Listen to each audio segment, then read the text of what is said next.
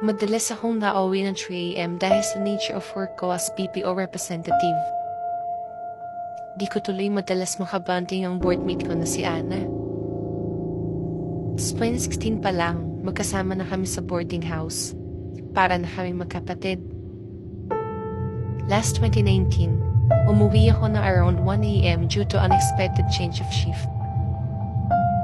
Pagka-uwi ko ng bahay, nakita kong natutulog na si Ana. Nakataklob ng kumot ang buong katawan.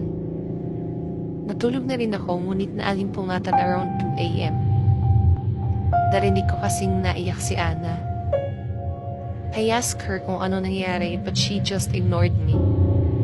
Nakataklob pa rin siya ng kumot, so I guess she wants to be private sa pinagdadaanan niya.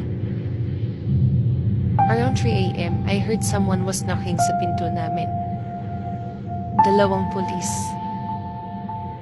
Itinanong nila sa akin kung dito ba nakatira si Ana, and I said yes. Ma'am, huwag ka po magbibigla ha.